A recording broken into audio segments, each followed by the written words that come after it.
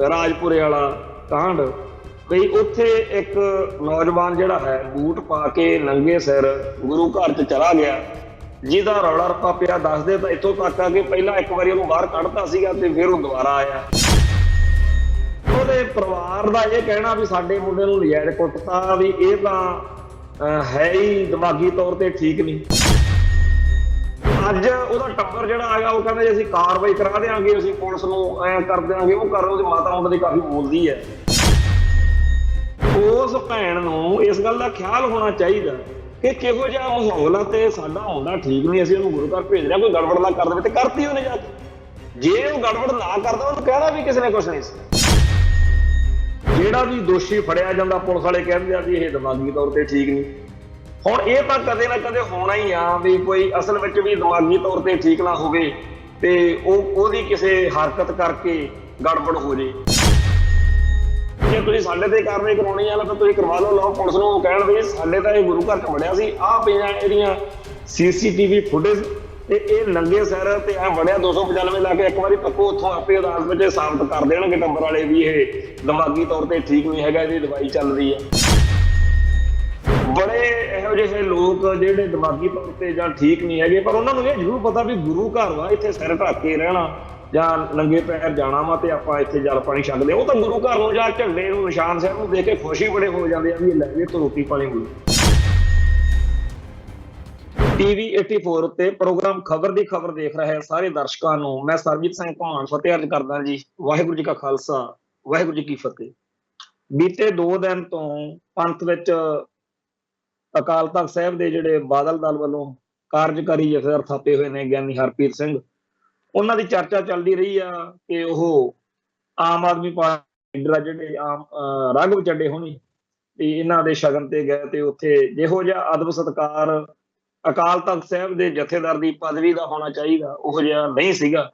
ਤੇ ਕਈ ਉੱਥੇ ਬਹੁਤ ਨਲਾਇਕੀ ਭਰੀਆਂ ਹਰਕਤਾਂ ਜਿਹੜੀਆਂ ਲੋਕਾਂ ਨੇ ਕੀਤੀਆਂ ਤੇ ਜਿਵੇਂ ਕੀਰਤਨੀਆ ਸਿੰਘਾਂ ਨੇ ਵੀ ਮਰਿਆਦਾ ਦਾ ਸਹੀ ਪਾਲਣ ਨਹੀਂ ਕੀਤਾ। ਇਹ ਗੱਲ ਕਾਫੀ ਜ਼ਿਆਦਾ ਚਰਚਾ ਚ ਆਈ।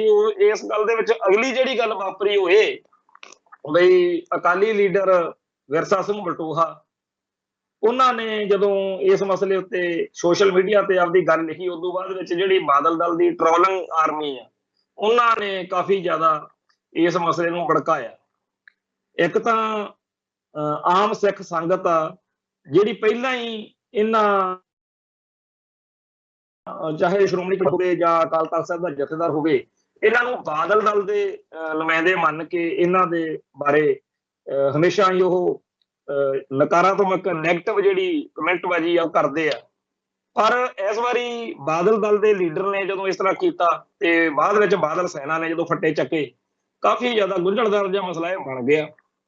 ਤੇ ਇਹ ਵੀ ਗੱਲ ਇੱਥੇ ਨਾਲ ਦੀ ਨਾਲ ਹੀ ਕਰ ਲਈਏ ਵੀ ਜਦੋਂ ਵਿਰਸਾ ਸਿੰਘ ਬਲਟੋਹਾ ਨੇ ਲਿਖਿਆ ਵੀ ਮੇਰਾ ਦਿਲ ਬੜਾ ਦੁਖੀ ਹੋ ਗਿਆ ਜਾਂ ਜੋ ਵੀ ਉਹਨੇ ਕਹਾਣੀ ਜੀ ਪਾਈ, ਲੋਕਾਂ ਨੇ ਉਹਨੂੰ ਵੀ ਸੁਣਾਈਆਂ ਵੀ ਜਿੱਦਣ ਸਮੇਧ ਸੈਣੀ ਵਰਗਿਆਂ ਨੂੰ, ਇਜ਼ਹਾਰ ਆਲਮ ਵਰਗਿਆਂ ਨੂੰ ਹਿੱਕ ਦਾ ਵਾਲ ਬਣਾਇਆ ਸੀ, ਜਾਂ ਜਦੋਂ ਬਰਗਾੜੀ ਤੇ ਬਾਈਬਲ ਕਾਂਡ ਵਰਤੇ ਆ, ਜਦੋਂ ਸਿੱਖਾਂ ਉੱਤੇ ਜ਼ਬਰ ਹੁੰਦਾ ਰਿਹਾ, ਹੋਰ ਸਾਰੇ ਮਸਲੇ ਜਿਹੜੇ ਬੀਤੇ ਦੌਰ ਵਿੱਚ ਬਾਦਲ ਦਲ ਦੇ ਰਾਜ ਭਾਗ ਦੌਰਾਨ ਹੋਏ, ਉਹਨਾਂ ਦੀ ਚਰਚਾ ਲੋਕਾਂ ਨੇ ਕਰਕੇ ਵਿਰਸਾ ਸਿੰਘ ਬਲਟੋਹਾ ਨੂੰ ਕਾਫੀ ਜ਼ਿਆਦਾ ਤਾਨੇ ਮਿਹਣੇ ਵੀ ਮਾਰੇ।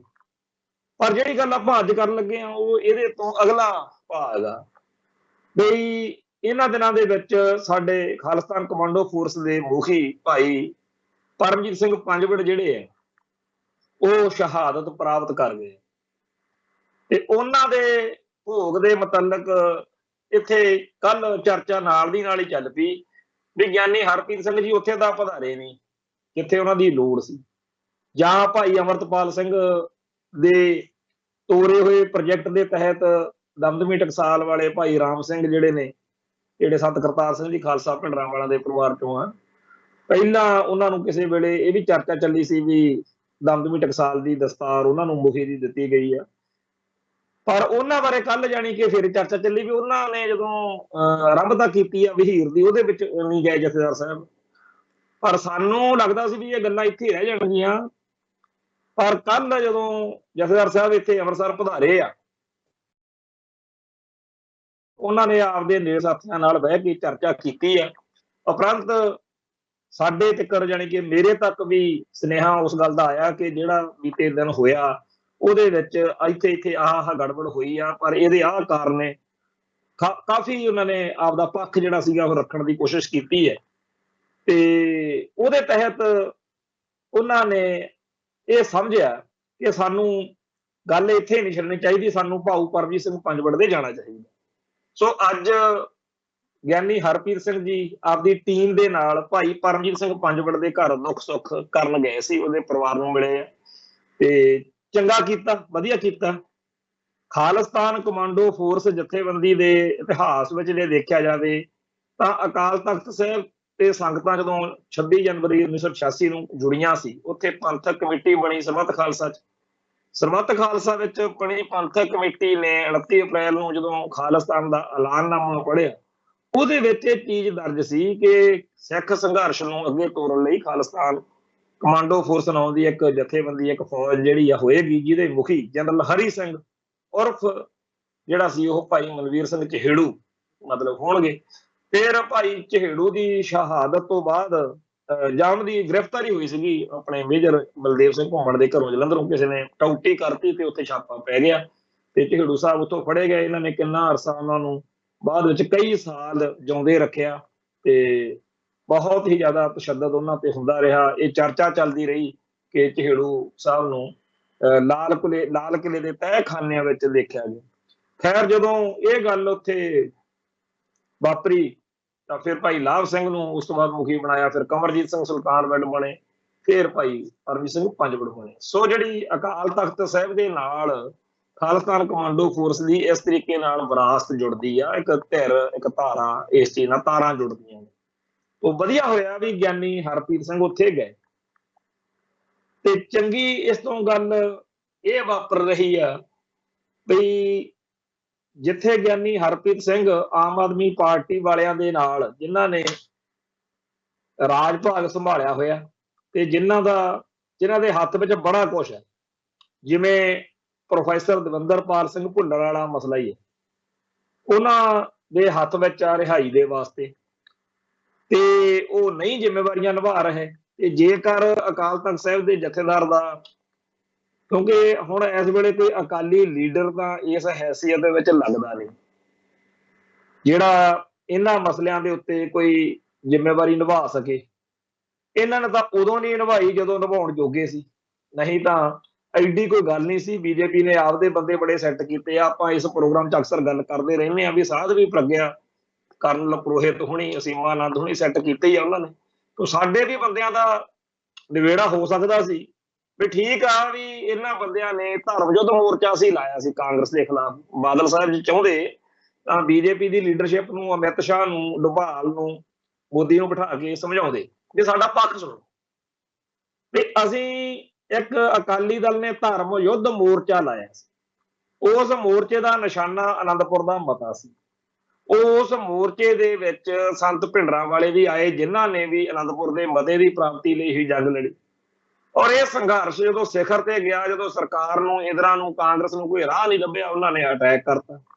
ਔਰ ਉਸ ਅਟੈਕ ਦੇ ਬਦੌਲਤ ਸਿੱਖਾਂ ਦੇ ਮਨਾਂ ਦੇ ਵਿੱਚ ਬਹੁਤ ਭਾਰੀ ਰੋਹ ਸੀ, ਪਰ ਰਹਿੰਦੀ ਕਸਰ ਨਵੰਬਰ 84 ਨੇ ਕਰਤੀ। ਸੋ ਜੂਨ 84 ਤੇ ਨਵੰਬਰ 84 ਨਾਲ ਅਕਾਲੀ ਦਲ ਦਾ, ਬਾਦਲ ਦਲ ਦਾ ਜੋ ਰਿਸ਼ਤਾ ਹੈ, ਉਹਦੇ ਸੰਬੰਧ ਵਿੱਚ ਅਸੀਂ ਤੁਹਾਨੂੰ ਇਹ ਕਹਿੰਦੇ ਆ ਕਿ ਸਾਨੂੰ ਪੰਥ 'ਚ ਖੜੇ ਹੋਣ ਜੋਗਾ ਕਰ ਦਿਓ। ਬਈ ਅਸੀਂ ਚਾਹੁੰਦੇ ਆ ਵੀ ਜਿਹੜੇ ਬੰਦਿਆਂ ਨੇ ਇਸ ਸਾਰੇ ਸੰਘਰਸ਼ ਵਿੱਚ ਕਿਸੇ ਵੀ ਤਰੀਕੇ ਨਾਲ ਹਿੱਸਾ ਲਿਆ, ਉਹਨਾਂ ਨੂੰ ਕੰਪਨਸੇਟ ਕੀਤਾ ਜਾਵੇ। ਸਾਨੂੰ ਕੰਪਨਸੇਟ ਕਰਨ ਦੇਵੋ, ਕਿਉਂਕਿ ਉਹ ਦਿੱਲੀ ਤੋਂ ਨਹੀਂ ਕੁਝ ਲੈਣਗੇ। ਇੱਕ ਤਾਂ ਰਿਹਾਈਆਂ ਨੇ, ਇੱਕ ਕਾਲੀਆਂ ਸੂਚੀਆਂ ਨੇ, ਇੱਕ ਜਿਹੜੇ ਬੰਦਿਆਂ ਨਾਲ ਧੱਕਾ ਹੋਇਆ ਵਾ ਉਹਨਾਂ ਨਾਲ ਅਸੀਂ ਕੋਈ ਜਿਹੜਾ ਕਿਸੇ ਤਰੀਕੇ ਨਾਲ ਉਹਨਾਂ ਨੂੰ ਸੈੱਟ ਕਰ ਸਕੀਏ। ਜਿਵੇਂ ਬਰਨਾਲਾ ਸਰਕਾਰ ਮੌਕੇ ਜਸਟਿਸ ਅਜੀਤ ਸਿੰਘ ਬੈਂਸ ਵਾਲੀ ਕਮੇਟੀ ਬਣੀ ਸੀ, ਤੇ ਉਦੋਂ ਵੀ ਬਹੁਤ ਕੁਝ, ਜਿਵੇਂ ਬੱਸਾਂ ਦੇ, ਮਿੰਨੀ ਬੱਸਾਂ ਦੇ ਪਰਮਿਟ ਦੇ ਤੇ, ਕਈਆਂ ਨੂੰ ਬਿਜਲੀ ਬੋਰਡ 'ਚ ਜੌਬ ਦੇਤੀ, ਕਈ ਕੁਛ ਕੀਤਾ ਸੀ। ਵੀ ਉਵੇਂ ਇਸ ਵੇਲੇ ਵੀ ਬਹੁਤ ਲੋੜ ਆ ਬਹੁਤ ਸਾਰੇ ਲੋਕਾਂ ਨੂੰ ਜਿਹੜੇ ਇਸ ਸੰਘਰਸ਼ ਦਾ ਹਿੱਸਾ ਰਹੇ ਤੇ ਉਹ ਬਾਕੀਆਂ ਲੋਕਾਂ ਨਾਲੋਂ ਜ਼ਿੰਦਗੀ 'ਚ ਪਛੜ ਗਏ। ਇਹ ਸਾਰਾ ਕੁਝ ਜਿਹੜਾ ਇੱਕ ਚੰਗਾ ਬਲੂ ਪ੍ਰਿੰਟ ਬਣਾ ਕੇ ਜੇ ਉਹਨਾਂ ਦੇ ਸਾਹਮਣੇ ਰੱਖਦੇ, ਹੋ ਸਕਦਾ ਉਹ ਕਹਿੰਦੇ ਵੀ ਠੀਕ ਆ, ਜਿਵੇਂ ਅਸੀਂ ਬਜਰੰਗ ਦਲ, ਵਿਸ਼ਵ ਹਿੰਦੂ ਪ੍ਰੀਸ਼ਦ, ਹਿੰਦੂ ਕੱਟੜਪੰਥੀ ਭਗਵੇਂ ਏਜੰਡੇ ਵਾਲਿਆਂ ਨੂੰ ਇੰਨਿਆਂ ਨੂੰ ਪਾਲ ਰਹੇ ਆ ਜਿਹੜੇ ਹਿੰਦੂ ਰਾਸ਼ਟਰ ਦੀ ਗੱਲ ਕਰਦੇ ਆ। ਤਾਂ ਅਕਾਲੀ ਦਲ ਜੇਕਰ ਆਪਦੇ ਨਾਲ ਸੰਬੰਧਿਤ ਜਿਹੜੇ ਖਾਲਿਸਤਾਨ ਦਾ ਝੰਡਾ ਚੱਕੀ ਫਿਰਦੇ ਰਹੇ ਆ ਸਿੱਖ, ਉਹਨਾਂ ਨੂੰ ਇਸ ਵੇਲੇ ਆਪਦੇ ਨਾਲ ਜੋੜ ਕੇ ਅੱਗੇ ਵਧਣਾ ਚਾਹੁੰਦਾ ਸਿਆਸਤ ਵਿੱਚ, ਤਾਂ ਸਾਡੀ ਜਿਹੜੀ ਸਾਂਝੀ ਸਿਆਸਤ ਵਾ ਉਹਦੇ ਵਿੱਚ ਸਾਨੂੰ ਦੋਨਾਂ ਨੂੰ ਹੀ ਫਾਇਦਾ। ਇੱਕ ਤਾਂ ਪੰਜਾਬ ਦੇ ਵਿੱਚ ਸਾਡੀ ਬੀਜੇਪੀ ਅਕਾਲੀ ਦਲ ਦਾ ਜਿਹੜਾ ਗੱਠਜੋੜ ਆ ਉਹਨੂੰ ਸਿਆਸੀ ਤੌਰ ਤੇ ਮਜ਼ਬੂਤੀ ਮਿਲੂਗੀ, ਉਹਨਾਂ ਦਾ ਵਿਰੋਧ ਘਟੂਗਾ। ਦੂਜਾ, ਕਾਂਗਰਸ ਨੂੰ ਜਾਂ ਹੋਰ ਉੱਠਣ ਵਾਲੀਆਂ ਨਵੀਆਂ ਧਿਰਾਂ ਨੂੰ ਅਸੀਂ ਚੈਲੰਜ ਦੇਣ ਜੋਗੇ ਹੋਵਾਂਗੇ, ਸਾਡੇ ਕੋਲੇ ਮਜ਼ਬੂਤ ਬੰਦੇ ਹੋਣਗੇ।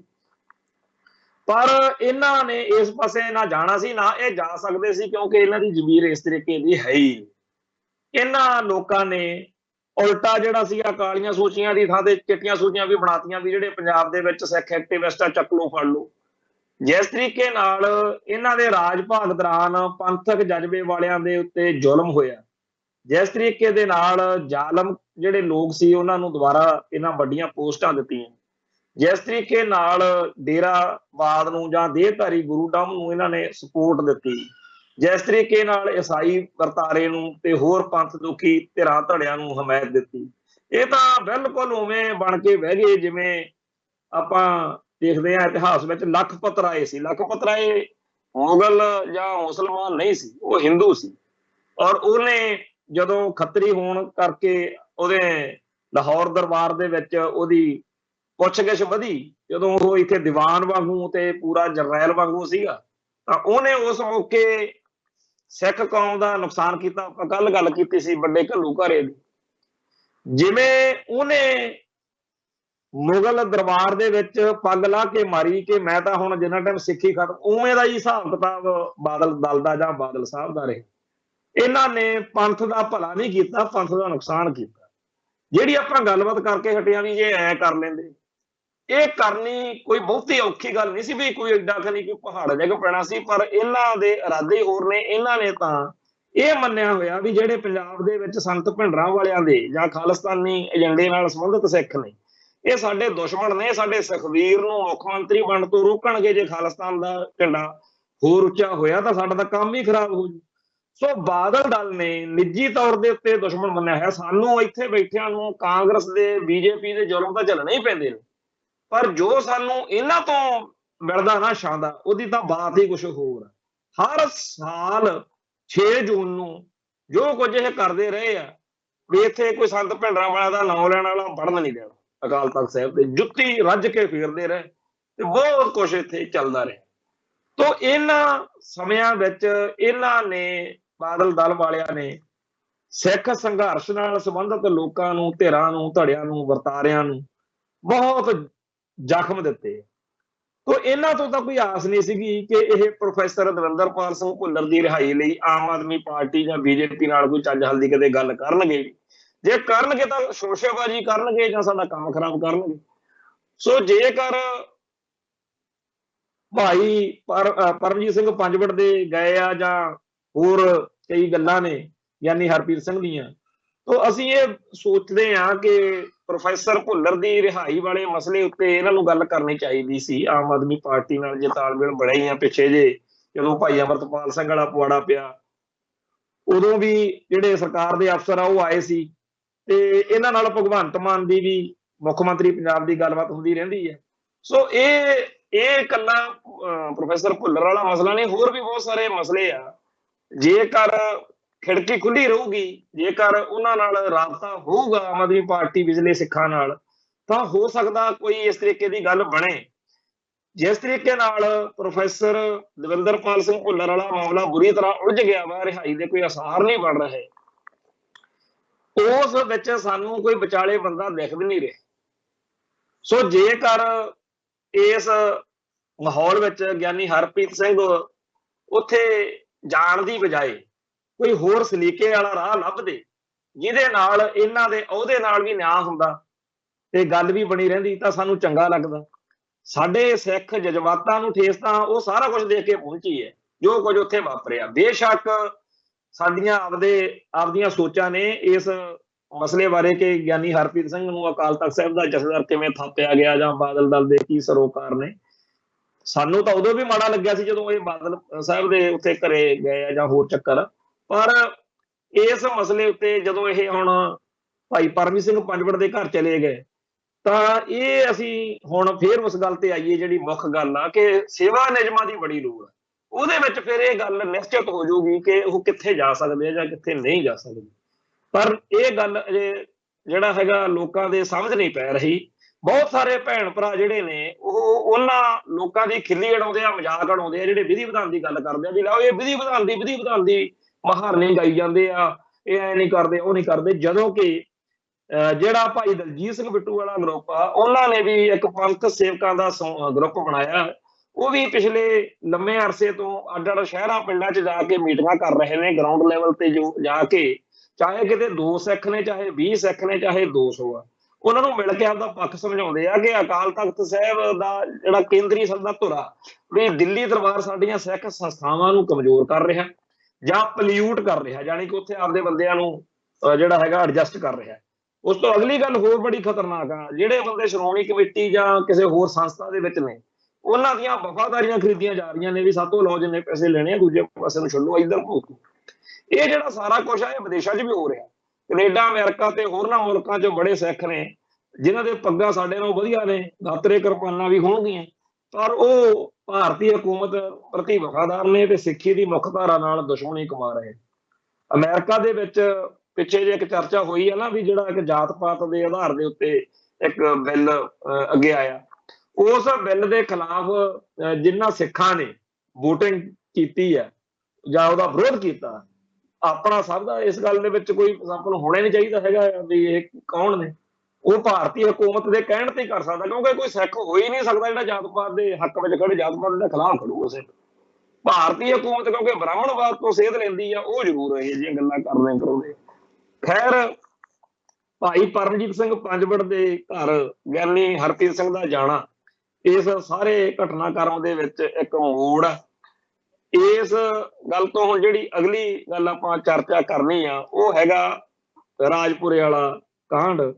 ਬਈ ਉੱਥੇ ਇੱਕ ਨੌਜਵਾਨ ਜਿਹੜਾ ਹੈ ਬੂਟ ਪਾ ਕੇ ਨੰਗੇ ਸਿਰ ਗੁਰੂ ਘਰ 'ਚ ਚਲਾ ਗਿਆ, ਜਿਹਦਾ ਰੌਲਾ ਰੱਪਾ ਪਿਆ। ਦੱਸਦੇ ਤਾਂ ਇੱਥੋਂ ਤੱਕ ਆ ਕਿ ਪਹਿਲਾਂ ਇੱਕ ਵਾਰੀ ਉਹਨੂੰ ਬਾਹਰ ਕੱਢਤਾ ਸੀਗਾ ਤੇ ਫਿਰ ਉਹ ਦੁਬਾਰਾ ਆਇਆ। ਹੁਣ ਉਹਦੇ ਪਰਿਵਾਰ ਦਾ ਇਹ ਕਹਿਣਾ ਵੀ ਸਾਡੇ ਮੁੰਡੇ ਨੂੰ ਨਜਾਇਜ਼ ਕੁੱਟਤਾ, ਵੀ ਇਹ ਤਾਂ ਹੈ ਹੀ ਦਿਮਾਗੀ ਤੌਰ ਤੇ ਠੀਕ ਨਹੀਂ। ਹੁਣ ਪਿਛਲੇ ਲੰਮੇ ਅਰਸੇ ਤੋਂ ਆਪਾਂ ਦੇਖ ਰਹੇ ਹਾਂ ਵੀ ਜਿਹੜਾ ਵੀ ਦੋਸ਼ੀ ਫੜਿਆ ਜਾਂਦਾ ਪੁਲਿਸ ਵਾਲੇ ਕਹਿੰਦੇ ਆ ਵੀ ਇਹ ਦਿਮਾਗੀ ਤੌਰ ਤੇ ਠੀਕ ਨਹੀਂ।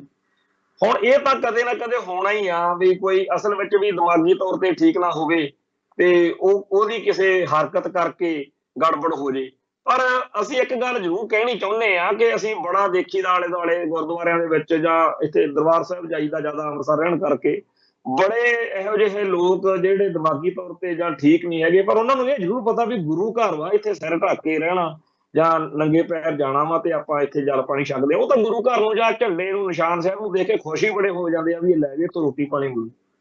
ਤਾਂ ਕਿਸੇ ਮੈਂਟਲ ਜਾਂ ਦਿਮਾਗੀ ਤੌਰ ਤੇ ਬੰਦੇ ਤੋਂ ਅਸੀਂ ਨਹੀਂ ਆਸ ਕਰਦੇ ਵੀ ਉਹ ਕਿਸੇ ਵੀ ਧਰਮ ਦੀ ਇਸ ਤਰ੍ਹਾਂ ਬੇਹਰਮਤੀ ਕਰ ਸਕਦਾ। ਹਾਂ, ਜਿਹਦੀ ਜੇ ਗੱਲ ਜਿਹੜੀ ਬਣਾਇਆ ਹੋਇਆ ਮਾਨਸਿਕ ਰੋਗੀ ਆ ਉਹਦੇ ਤੇ ਬਾਤ ਹੀ ਕੁਛ ਹੋਰ ਆ।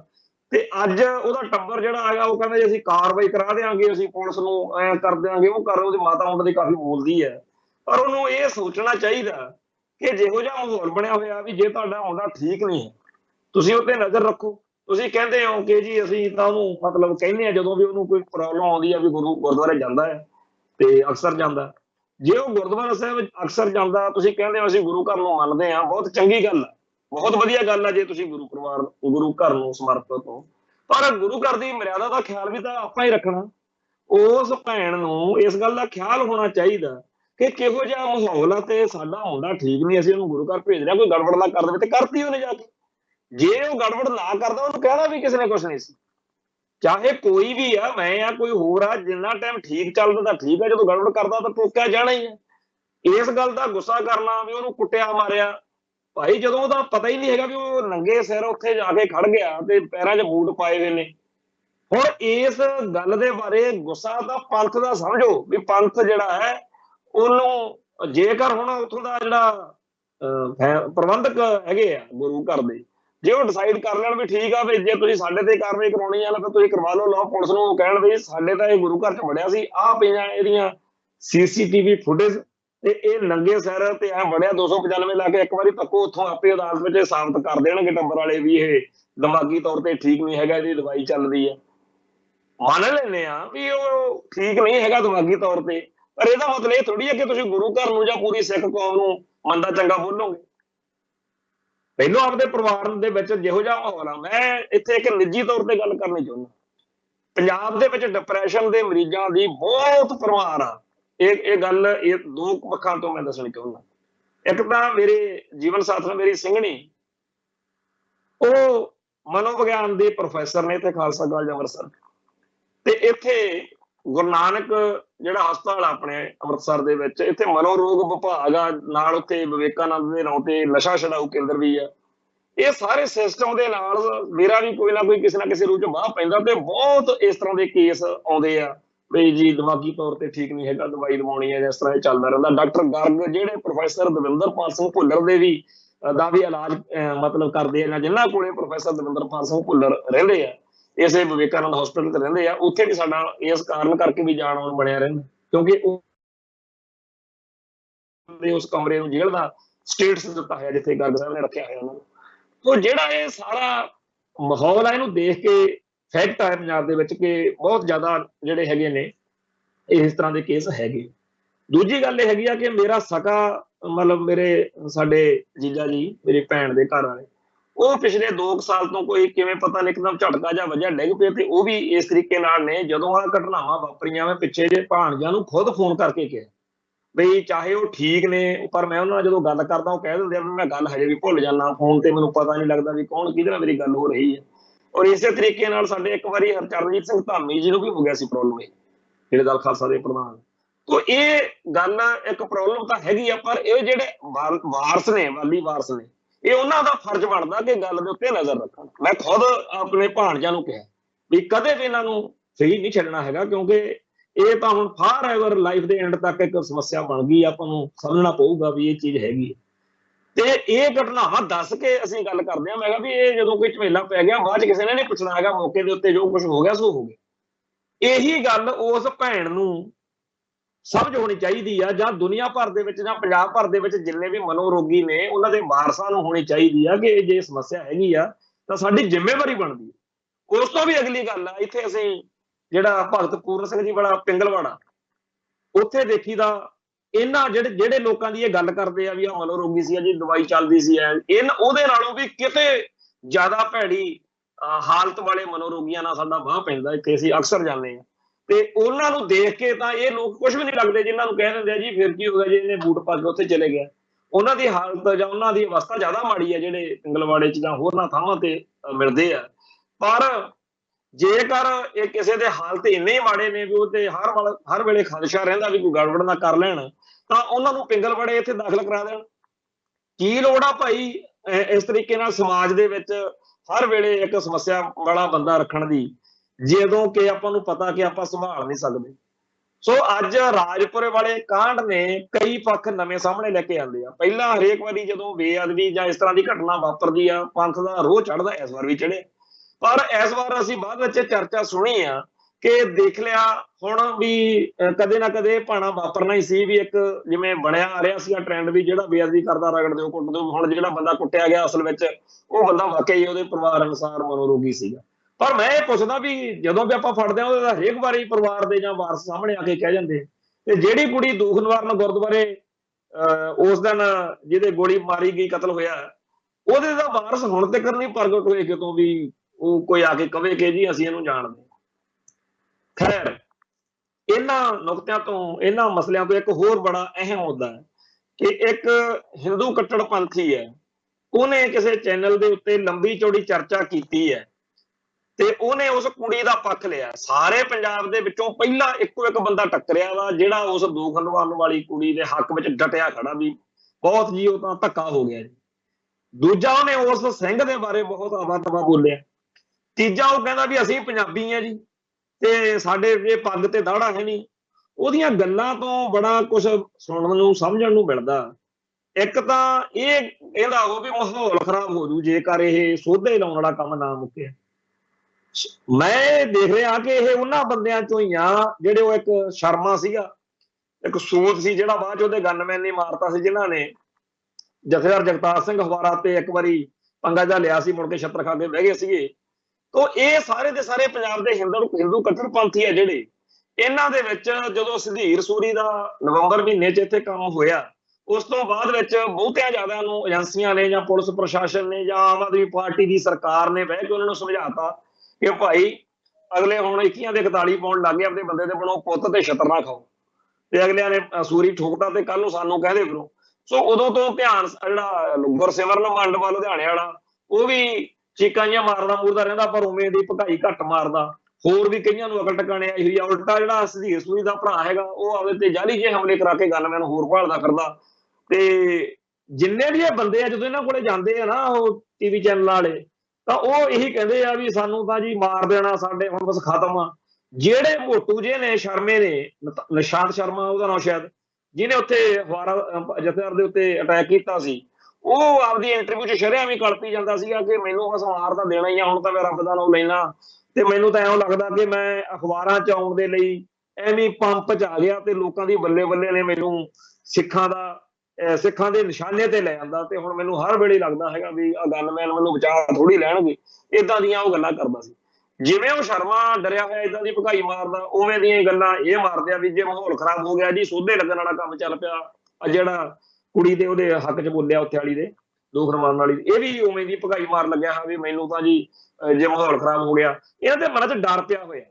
ਹੁਣ ਉਹਨਾਂ ਨੂੰ ਤਾਂ ਭਾਈ ਡਰਨਾ ਪਊਗਾ ਹੀ, ਜਿਨ੍ਹਾਂ ਨੇ ਪਾਪ ਕੀਤੇ ਨੇ, ਜਿਨ੍ਹਾਂ ਨੇ ਪਾਪ ਕੀਤੇ ਆ, ਮਾੜਾ ਕੀਤਾ, ਜਿਨ੍ਹਾਂ ਨੇ ਪਿਛਲੇ 15-20 ਸਾਲ ਬਾਦਲ ਦਲ ਦੇ ਰਾਜ ਤੋਂ ਲੈ ਕੇ ਚਾਹੇ ਬਾਅਦ 'ਚ ਰਾਜ ਜਿਹਦਾ ਮਰਜ਼ੀ ਆ ਗਿਆ, ਇਹਨਾਂ ਨੇ ਸਿੱਖ ਜਜ਼ਬਾਤਾਂ ਨੂੰ ਲਾਂਬੂ ਲਾਉਣ ਵੇਲੇ ਕੁਛ ਨਹੀਂ ਸੋਚਿਆ। ਤੇ ਇਹਨਾਂ ਨੇ ਸਿੱਖ ਸੰਘਰਸ਼ ਨਾਲ ਜੁੜੀਆਂ ਹੋਈਆਂ ਸ਼ਖਸੀਅਤਾਂ ਦੀ ਬਹੁਤ ਭੈੜੇ ਤਰੀਕੇ ਨਾਲ ਖਿੱਲੀ ਉਡਾਉਂਦੇ ਰਹੇ। ਜਿਹੜੇ ਜਥੇਦਾਰ ਜਗਤਾਰ ਸਿੰਘ ਹਵਾਰਾ ਵਰਗਾ ਤੇ ਅਟੈਕ ਕਰਨ ਪਹੁੰਚਦੇ ਰਹੇ ਨੇ, ਉਹਨਾਂ ਨੂੰ ਭਾਈ ਡਰਨਾ ਹੀ ਚਾਹੀਦਾ। ਡਰ ਹੀ ਚੰਗਾ ਉਹਦੇ ਵਿੱਚ। ਡਰ ਸਟੇਟ ਦਾ ਹੋਵੇ ਕਿ ਸਿੱਖਾਂ ਦਾ ਹੋਵੇ, ਇਹ ਹੀ ਤਾਂ ਇੱਥੇ ਗੱਲ ਚੱਲਦੀ ਹੈ। ਤੋਂ ਇੰਡੀਅਨ ਸਟੇਟ ਸਿਸਟਮ ਨੇ ਜਿਹੜਾ ਭਾਈ ਪਰਮਜੀਤ ਸਿੰਘ ਪੰਜਵੜ ਵਰਗਿਆਂ ਨੂੰ ਉੱਥੇ ਜਾ ਕੇ ਕਤਲ ਕਰਵਾਇਆ ਪਾਕਿਸਤਾਨ 'ਚ, ਲਾਹੌਰ ਬੈਠਿਆਂ ਨੂੰ, ਇਸੇ ਕਰਕੇ ਕਰਾਇਆ ਵੀ ਅਸੀਂ ਸਿੱਖਾਂ ਦੇ ਮਨਾਂ 'ਚ ਦਹਿਸ਼ਤ ਪਾਉਣੀ। ਸੋ ਜਿਹੜਾ ਇਹ ਨੌਜਵਾਨ ਹਿੰਦੂ ਕੱਟੜਪੰਥੀ ਪਿੱਟਣ ਲੱਗਿਆ ਹੋਇਆ ਵਾ ਵੀ ਮਾਹੌਲ ਖਰਾਬ ਹੋ ਜਾਣਾ ਜੇ ਸੋਧੇ ਲੱਗਣ ਲੱਗ ਗਏ, ਤੇ ਇਸ ਗੱਲ ਦੇ ਵਿੱਚ ਸਿੱਖ ਹੋਰ ਜਾਣ ਕਿਹੜੇ ਪਾਸੇ। ਅਸੀਂ ਤਾਂ ਇੱਥੇ ਬਹੁਤ ਸਾਰੇ ਹਿੰਦੂਆਂ ਨੂੰ ਇਹ ਕਹਿੰਦੇ ਸੁਣਿਆ ਵਾ ਕਿ ਸਿੱਖ ਹੁਣ ਜਾਣ ਕਿਹੜੇ ਪਾਸੇ, ਜਿਹਨੂੰ ਵੀ ਫੜਦੇ ਆ ਕਹਿ ਦਿੰਦੇ ਆ ਮੈਂਟਲ ਆ, ਮਾਨਸਿਕ ਰੋਗੀ ਹੈ। ਜਦੋਂ ਸਿੱਖਾਂ ਦੇ ਘਰਾਂ 'ਚ, ਸਿੱਖਾਂ ਦੇ ਗੁਰੂ ਘਰਾਂ 'ਚ ਵੜ ਕੇ ਵਾਰ-ਵਾਰ ਬੇਅਦਬੀਆਂ ਕਰਨਗੇ ਤਾਂ ਸਿੱਖ ਹੋਰ ਕਰਨਗੇ ਕੀ। ਸੋ ਜਿਹੜਾ ਪੰਜਾਬ ਦੇ ਬਹੁਤ ਸਾਰੇ ਹਿੰਦੂ ਨੇ, ਉਹਨਾਂ ਨੂੰ ਵੀ ਸਮਝ ਲੱਗ ਰਹੀ ਆ ਕਿ ਇਹ ਕਹਾਣੀ ਇੰਨੀ ਸਿੱਧੀ ਨਹੀਂ ਹੈਗੀ ਜਿੰਨੀ ਲੱਗਦੀ ਹੈ। ਇਹ ਐਵੇਂ ਨਹੀਂ ਭਾਣੇ ਵਾਪਰ ਰਿਹਾ, ਕੋਈ ਗੱਲ ਹੈਗੀ ਹੈ ਪਿੱਛੇ, ਏਜੰਸੀਆਂ ਦਾ ਜਾਂ ਕਿਸੇ ਸਾਜ਼ਿਸ਼ ਦਾ, ਕਿਸੇ ਗੜਬੜ ਦਾ ਕੋਈ ਇਹਦੇ ਵਿੱਚ ਹੈਗਾ।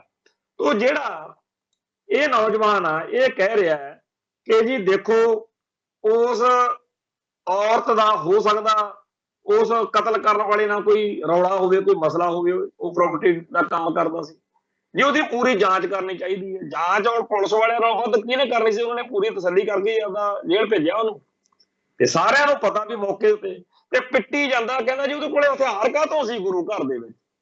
ਹੁਣ ਦੱਸੋ ਇਸ ਸਦਾਈ ਨੂੰ ਕੌਣ ਸਮਝਾਵੇ ਵੀ ਸਾਡੇ ਤਾਂ ਗੁਰੂ ਸਾਹਿਬ ਦਾ ਹੁਕਮ ਆ ਵੀ ਜੇ ਮੇਰੇ ਦਰਸ਼ਨ ਕਰਨ ਆਉਣਾ, ਮੇਰੇ ਮੱਥੇ ਤਾਂ ਲੱਗੀ ਜੇ ਸ਼ਸਤਰਧਾਰੀ ਹੋਇਆ, ਜੇ ਸ਼ਸਤਰ ਨਾ ਹੋਣ ਫੇਰ ਮੇਰੇ ਮੱਥੇ ਨਹੀਂ ਲੱਗਣਾ। ਇਹ ਕਲਗੀਧਰ ਪਾਤਸ਼ਾਹ ਦੇ, ਦਸ਼ਮੇਸ਼ ਪਾਤਸ਼ਾਹ ਦੇ ਬਚਨ ਨੇ।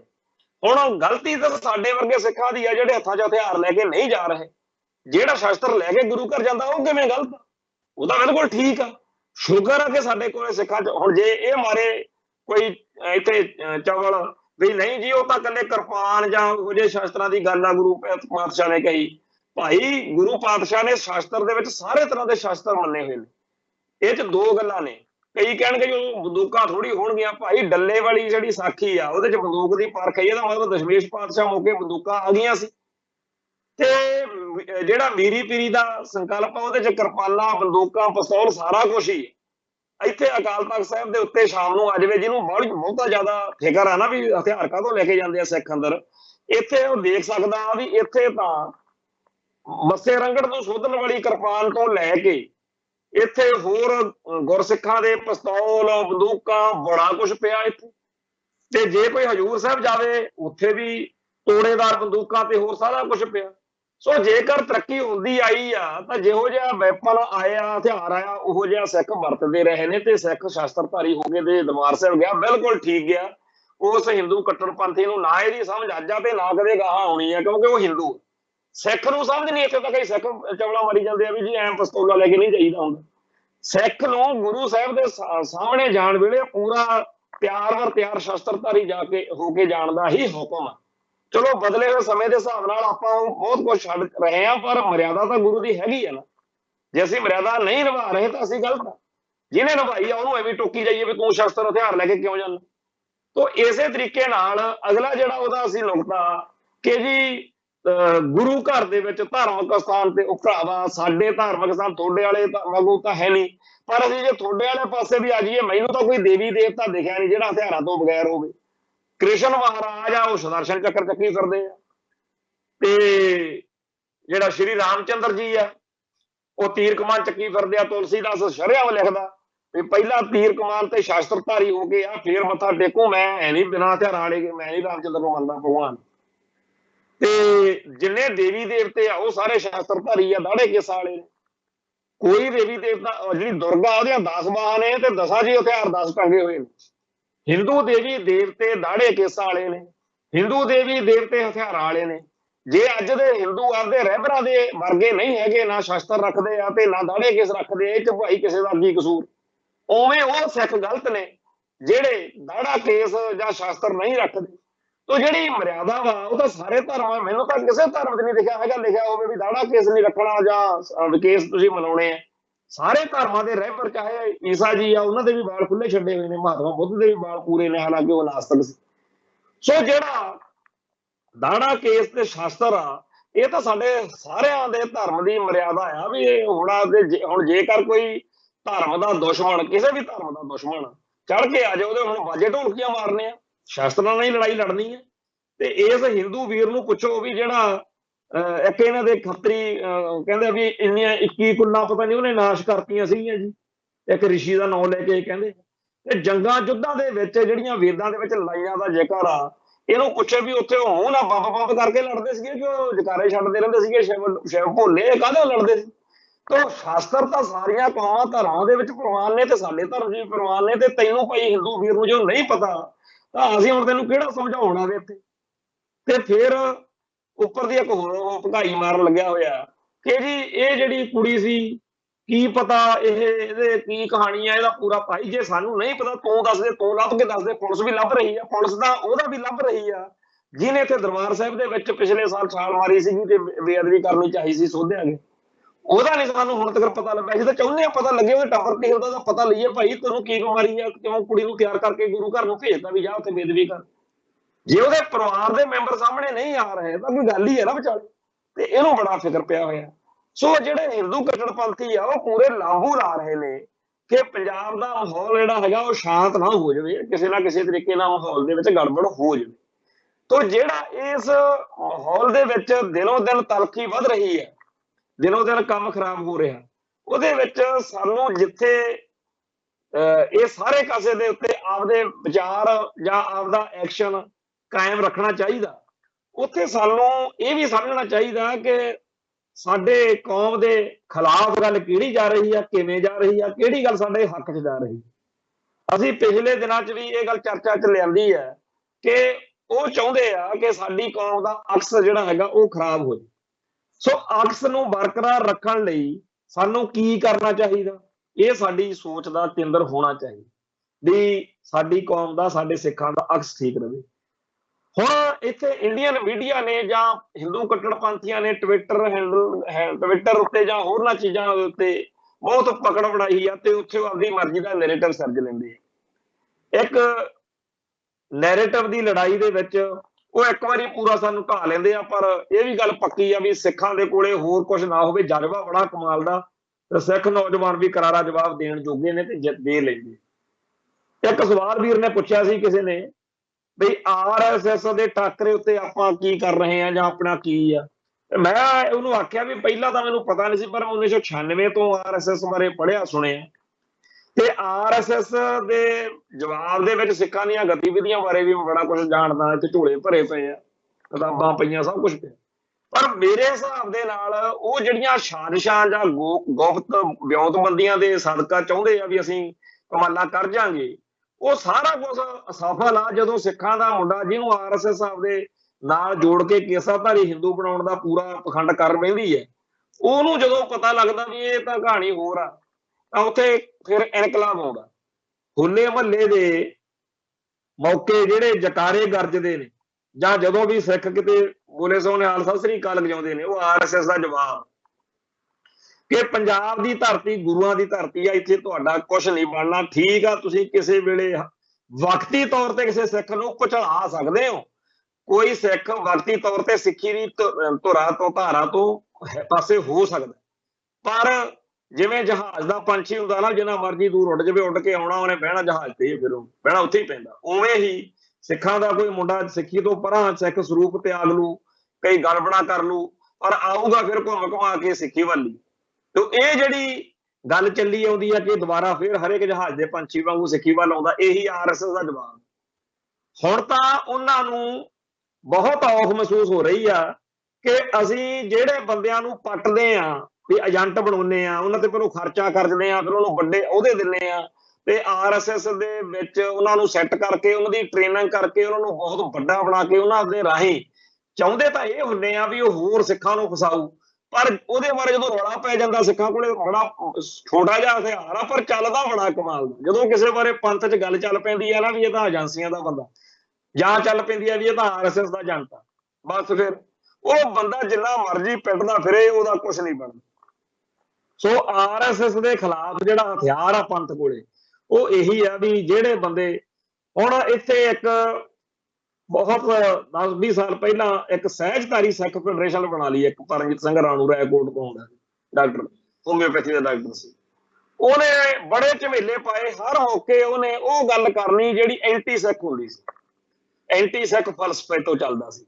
ਤੇ ਉਸ ਚੀਜ਼ ਦੇ ਵਿੱਚ ਉਹਦਾ ਜਿਹੜਾ ਸਹਿਜਧਾਰੀ ਸਿੱਖ ਫੈਡਰੇਸ਼ਨ ਵਾਲਾ ਝੰਡਾ ਸੀ, ਅਖੀਰ ਸਿੱਖ ਜਜ਼ਬਾਤਾਂ ਦੇ ਸਾਹਮਣੇ ਉਹ ਸਿਫਰ ਹੋਇਆ। ਇਸੇ ਭਾਰਤੀ ਹਕੂਮਤ ਨੂੰ ਇਸੇ ਗੋਦੀ ਸਿੱਖਾਂ ਦੀ ਗੱਲ ਮੰਨਣੀ ਪਈ, ਤੇ ਸਹਿਜਧਾਰੀ ਵਾਲਾ ਕਾਲਮ ਜਿਹੜਾ ਸੀ ਉਹ ਖਤਮ ਕਰਨਾ ਪਿਆ। ਆਪਣੇ ਸਾਹਮਣੇ ਦੀ ਗੱਲ ਆ ਸਾਰੀ। ਤੋਂ ਜਿਹੜਾ ਪਰਮਜੀਤ ਸਿੰਘ ਰਾਣੂ ਸੀ, ਉਹਨਾਂ ਦਿਨਾਂ ਦੇ ਵਿੱਚ ਉਹਨੇ ਮੇਰੇ ਉੱਤੇ ਵੀ ਕਾਨੂੰਨੀ ਕਾਰਵਾਈ ਕੀਤੀ, ਅਦਾਲਤ ਤੋਂ ਮੈਨੂੰ ਵੀ ਇੱਕ ਪਰਵਾਨਾ ਆ ਗਿਆ ਵੀ ਪੇਸ਼ ਹੋਵੋ ਜੀ, ਫਲਾਨਾ ਧਮਕਾਨਾ ਕਾਫੀ। ਉਹ ਕਿਉਂਕਿ ਅਖਬਾਰਾਂ 'ਚ ਲਿਖਦਾ ਰਹਿੰਦਾ ਸੀਗਾ, ਜਿਵੇਂ ਅੱਜ ਕੱਲ੍ਹ ਹਿੰਦੂ ਕੱਟੜਪੰਥੀ ਹੁਣ ਕਰਨ ਲੱਗੇ, ਉਹਨੇ ਵੀ ਉਦੋਂ ਬਿਆਨ ਜੇ ਪੁੱਠੇ ਸਿੱਧੇ ਦਿਆ ਕਰਨੇ ਕਿ ਜੀ ਮੇਰੀ ਜਾਨ ਨੂੰ ਖਤਰਾ, ਉਹਦੇ ਵਿੱਚ ਸਾਡੀਆਂ ਸਾਰੀਆਂ ਜਥੇਬੰਦੀਆਂ ਦੇ ਨਾਂ ਪਾ ਦਿਆ ਕਰਨੇ, ਇੱਥੋਂ ਤੱਕ ਕਿ ਜਿਹੜੀਆਂ ਸਾਡੀਆਂ ਆਹ ਸਧਾਰਨ ਜੀਆਂ ਗੁਰਬਾਣੀ ਦਾ ਪ੍ਰਚਾਰ ਸੰਸਥਾਵਾਂ ਨੇ, ਇਹਨਾਂ ਦੇ ਵੀ ਨਾਂ ਪਾ ਦਿਆ ਕਰਨੇ ਵੀ ਮੈਨੂੰ ਇਹਨਾਂ ਤੋਂ ਖਤਰਾ। ਉਹ ਮੈਂ ਉਹਦੇ ਖਿਲਾਫ ਕਾਫੀ ਜ਼ਿਆਦਾ ਮੋਰਚਾ ਗੱਡੀ ਰੱਖਿਆ, ਬਿਆਨਬਾਜ਼ੀ ਕੀਤੀ, ਉਹਨੇ ਫਿਰ ਮੇਰੇ ਖਿਲਾਫ ਅਦਾਲਤ ਵਿੱਚ ਕਾਰਵਾਈ ਕਰਾਉਣੀ ਚਾਹੀ। ਤੋਂ ਅੱਜ ਜਿਹੜੀ ਅਕਾਊਂਟ ਦੇ ਉੱਤੇ ਉਹਨੇ ਪੁਰਾਣਾ ਜਿਹੜਾ ਆਪਦਾ ਹਿਸਾਬ ਕਿਤਾਬ ਸੀ, ਉਹਦੇ ਫੋਟੋਆਂ ਪਾਈਆਂ, ਤੇ ਵਾਕਈ ਉਹ ਆਰਐਸਐਸ ਦਾ ਬੰਦਾ ਨਿਕਲਿਆ। ਔਰ ਮੈਂ ਗਰੰਟੀ ਦਿੰਦਾ ਕਿ ਮੈਨੂੰ ਉਹਦਾ ਕੱਖ ਨਹੀਂ ਸੀ ਪਤਾ, ਪਰ ਉਹਨੇ ਹੁਣ ਜਿਹੜਾ ਗੋਬਿੰਦਾਚਾਰੀਆ ਜਿਹਾ ਉਹਨਾਂ ਦਾ ਆਰਐਸਐਸ ਦਾ, ਉਹਦੇ ਨਾਲ ਫੋਟੋਆਂ ਪਾ ਕੇ ਲਿਖਿਆ ਕਿ ਪੁਰਾਣੇ ਜੀ ਬੰਦੇ ਮਿਲੇ, ਬੜੀਆਂ ਮੌਜਾਂ ਲੱਗੀਆਂ ਜੇ ਉਹ। ਤੇ ਮੈਂ ਹੈਰਾਨ ਹੋ ਗਿਆ ਸੱਚੇ ਪਾਤਸ਼ਾਹ ਦੇ ਉੱਤੇ, ਵੀ ਕਮਾਲ ਆ ਵਾਹਿਗੁਰੂ, ਅਸੀਂ ਤਾਂ ਸੋਚਿਆ ਨਹੀਂ ਸੀਗਾ, ਅਸੀਂ ਤੇ ਇਹਦੇ ਨਾਲ ਉਹੀ ਲੜਦੇ ਸੀਗੇ ਵੀ ਇਹ ਐਂਟੀ ਸਿੱਖ ਆ, ਪਰ ਕਮਾਲ ਹੋ ਗਈ। ਸਹਿਜਧਾਰੀ ਫੈਡਰੇਸ਼ਨ ਵਾਲਾ ਸਾਰਾ ਜਿਹੜਾ ਪਖੰਡ ਸੀ ਉਹ ਵੀ ਉੱਡ ਗਿਆ, ਤੇ ਬੰਦਾ ਵੀ ਗਲਤ ਸਾਬਤ ਹੋਇਆ। ਤੇ ਇਸ ਤਰੀਕੇ ਨਾਲ ਜਿਹੜਾ ਪਾਪੀ ਬੰਦਾ ਜਾਂ ਆਰਐਸਐਸ ਜਾਂ ਕੋਈ ਵੀ ਹੋਰ ਦੁਸ਼ਕਰਮ ਕਰਨ ਵਾਲੀ ਜਿਹੜੀ ਸੰਸਥਾ ਆ, ਉਹਦੇ ਪੱਲੇ ਕੱਖ ਨਹੀਂ ਰਹਿਣਾ, ਕਿਉਂਕਿ ਸਿੱਖ ਕੋਲੇ ਸਿਦਕ ਹੋਣਾ ਚਾਹੀਦਾ, ਸਬਰ ਹੋਣਾ ਚਾਹੀਦਾ, ਭਰੋਸਾ ਹੋਣਾ ਚਾਹੀਦਾ, ਸੱਚੇ ਪਾਤਸ਼ਾਹ ਦਾ ਓਟ ਆਸਰਾ ਲੈ ਕੇ। ਆਪਾਂ ਸਾਰੇ ਹੀ ਗੜਬੜਾਂ ਵਾਲੇ ਆ, ਆਪਣੇ ਚ ਸਾਰਿਆਂ ਦੀ ਘਾਟਾਂ ਨੇ, ਊਣਤਾਈਆਂ ਨੇ, ਪੂਰਾ ਤਾਂ ਆਪਣੇ ਚੋਂ ਕੋਈ ਹੈ ਨਹੀਂ, ਪਰ ਆਪਾਂ ਸਾਰੇ ਦੇ ਸਾਰੇ ਉਸ ਅਕਾਲ ਪੁਰਖ ਵਾਹਿਗੁਰੂ ਨੂੰ ਸਮਰਪਿਤ ਹੋ ਕੇ ਮਨੁੱਖਤਾ ਦੇ ਸਰਬੱਤ ਦੇ ਭਲੇ ਲਈ ਅੱਗੇ ਜੇ ਵੱਧਦੇ ਰਹਾਂਗੇ, ਤਾਂ ਜਿਹੜੀਆਂ ਵੀ ਐਂਟੀ ਸਿੱਖ ਤਾਕਤਾਂ ਨੇ ਜਾਂ ਜਿਹੜੇ ਐਂਟੀ ਸਿੱਖ ਵਰਤਾਰੇ ਨੇ, ਉਹਨਾਂ ਦੀ ਕੋਈ ਵਾਹ ਨਹੀਂ ਚੱਲੂਗੀ। ਆਰਐਸਐਸ ਛੱਡ ਕੇ ਆਰਐਸਐਸ ਦਾ ਪਿਓ ਆ ਜੀ, ਐਵੇਂ ਇੱਥੇ ਆਪਣੇ ਬੰਦਿਆਂ ਨੇ ਬਹੁਤ ਵੱਡਾ ਹਊਆ ਬਣਾਇਆ ਹੋਇਆ। ਠੀਕ ਆ, ਉਹਨਾਂ ਕੋਲੇ ਸੱਤਾ ਆ, ਉਹਨਾਂ ਕੋਲੇ ਪੈਸਾ ਆ, ਉਹ ਬਹੁਤ ਜ਼ਿਆਦਾ ਨੁਕਸਾਨ ਕਰਨ ਜੋਗੇ ਨੇ, ਪਰ ਉਹ ਨੁਕਸਾਨ ਸਾਰੇ ਦਾ ਸਾਰਾ ਸਾਡਾ ਨੁਕਸਾਨ ਜਿਹੜਾ ਗੁਰੂ ਨਾਨਕ ਪਾਤਸ਼ਾਹ ਦੇ ਲੈ ਕੇ ਇਤਿਹਾਸ ਤੋਂ ਹੁਣ ਤੱਕ ਤੇ ਮਾਰੋ ਵੀ ਕਿਹੜਾ ਸਾਡੇ ਕੋਲੇ ਪਲ ਆਇਆ ਜਦੋਂ ਅਸੀਂ ਸ਼ਾਂਤੀ ਨਾਲ ਦਿਨ ਕੱਟਿਆ ਹੋਵੇ। ਕਦੇ ਕੋਈ ਆਈ ਘੜੀ ਇਹੋ ਜਿਹੀ, ਪਰ ਕਿਹਦੇ ਆਸਰੇ ਸਿੱਖੀ ਤੇ ਕਰਾਈ ਹੈ, ਇਹ ਵੀ ਸੋਚੋ। ਸੋ ਜਿਹੋ ਜਿਹਾ ਸਾਡਾ ਇਤਿਹਾਸ ਆ, ਜੇ ਕੋਈ ਹੋਰ ਕੌਮ ਹੁੰਦੀ ਹੁਣ ਨੂੰ ਪਹਾੜੀ ਨਹੀਂ ਸੀ ਥਿਆਉਣੀ, ਪਰ ਇਹ ਸੱਚੇ ਪਾਤਸ਼ਾਹ ਦੀ ਕਿਰਪਾ ਆ ਕਿ ਆਪਾਂ ਜਿਉਂਦੇ ਆ, ਆਪਾਂ ਜਾਗਦੇ ਆ, ਤੇ ਆਪਾਂ ਇਤਿਹਾਸ ਦੇ ਵਿੱਚ ਇਹੀ ਕੁਛ ਜਿਹੜਾ ਪਹਿਲਾਂ ਕੀਤਾ, ਇਹ ਸਾਡਾ ਹੋਣਾ। ਇੱਥੇ ਨਰਿੰਦਰਪਾਲ ਸਿੰਘ ਦੇ 4 ਨਾਵਲ ਨੇ, ਖੰਨਿਓ ਤਿੱਖੀ, ਬਾਲੋ ਨਿੱਕੀ, ਏਤ ਮਾਰਗ ਜਾਣਾ, ਇੱਕ ਸਰਕਾਰ ਵਜੋਂ। ਹੁਣ ਜਿਹੜਾ ਹੈਗਾ ਉਹ ਸਾਰੇ ਇੱਕੋ ਨਾਵਲ ਦੇ ਵਿੱਚ ਉਹਨਾਂ ਨੇ ਪਾਤੇ। ਤੇ ਜਦੋਂ ਵੀ ਮੈਂ ਗੱਲ ਕਰਦਾ, ਸਾਰੇ ਆਪਣੇ ਭਰਾਵਾਂ ਨੂੰ ਬੇਨਤੀ ਕਰਦਾ ਹੁੰਦਾ ਵੀ ਇਹ ਚਾਰੇ ਨਾਵਲ ਇੱਕ ਵਾਰੀ ਆਪਣੀ ਜ਼ਿੰਦਗੀ 'ਚ ਜ਼ਰੂਰ ਪੜ੍ਹੋ। ਇਹਦੇ ਨਾਲ ਸਾਨੂੰ ਇਹ ਪਤਾ ਲੱਗਦਾ ਕਿ ਸਾਡੇ 18ਵੀਂ ਸਦੀ 'ਚ ਜਦੋਂ ਦਸ਼ਮੇਸ਼ ਪਾਤਸ਼ਾਹ ਸਾਨੂੰ ਛੱਡ ਜਾਂਦੇ ਆ, ਉਸ ਤੋਂ ਬਾਅਦ ਵਿੱਚ ਜਦੋਂ ਗੁਰੂ ਪਾਤਸ਼ਾਹ ਸਰੀਰਕ ਉਹ ਤਾਂ ਸਦਾ ਹੀ ਸਾਡੇ ਨਾਲ ਨੇ, ਸਤਿਗੁਰ ਸਾਡੇ ਸਦਾ ਹੀ ਅੰਗ ਸੰਗ ਆ, ਪਰ ਜਦੋਂ ਉਹ ਸੱਚਖੰਡ ਪਿਆਲਾ ਕੀਤਾ ਤੇ ਸਾਡੇ ਬਾਬਾ ਬੰਦਾ ਸਿੰਘ ਬਹਾਦਰ ਨੂੰ ਭੇਜਿਆ, ਉਦੋਂ ਬਾਅਦ ਦਾ ਇਤਿਹਾਸ ਚੱਲਦਾ ਇਹਨਾਂ ਚਾਰੇ ਨਾਵਲਾਂ 'ਚ। ਤੇ ਉਹ ਸਾਨੂੰ ਖੜਾ ਕਰ ਦਿੰਦਾ, ਸਾਨੂੰ ਜਿਉਣ ਮਰਨ ਦਾ, ਪੰਥ ਲਈ, ਕੌਮ ਲਈ ਤਿਆਰ ਕਰ ਦਿੰਦਾ। ਉਹ ਜਿਹੜਾ ਸਿੱਖ ਜਜ਼ਬਾ, ਉਹ ਨਹੀਂ ਮਰਨਾ ਚਾਹੀਦਾ। ਬੰਦਿਆਂ ਦਾ ਕੀ ਆ, ਜੇ ਭਾਊ 5 ਫੁੱਟ ਚੜ੍ਹਾਈ ਕਰ ਗਿਆ, ਫੇਰ ਇੱਥੇ ਕਿਹੜਾ ਮੱਸਿਆ ਲੱਗਣ ਹਟ ਜਾਣੀਆਂ। ਸੱਚੇ ਪਾਤਸ਼ਾਹ ਦੀ ਕਿਰਪਾ ਦੇ ਨਾਲ ਹੋਰ ਸਾਡੇ ਕੋਲੇ ਚੰਗੇ ਤੇ ਮਹਾਨ ਸਿੱਖ ਜਿਹੜੇ ਆ ਕੌਮ ਲਈ ਕੁਰਬਾਨੀ ਕਰਨ ਸਾਹਮਣੇ ਆਉਣਗੇ। ਸੋ ਅੱਜ ਲਈ ਇੰਨਾ ਹੀ ਕਾਫੀ ਹੈ। ਕੱਲ ਫੇਰ ਮਿਲਾਂਗੇ। ਨਾਨਕ ਨਾਮ ਚੜ੍ਹਦੀ ਕਲਾ, ਤੇਰੇ ਭਾਣੇ ਸਰਬੱਤ ਦਾ ਭਲਾ। ਵਾਹਿਗੁਰੂ ਜੀ ਕਾ ਖਾਲਸਾ, ਵਾਹਿਗੁਰੂ ਜੀ ਕੀ ਫਤਿਹ।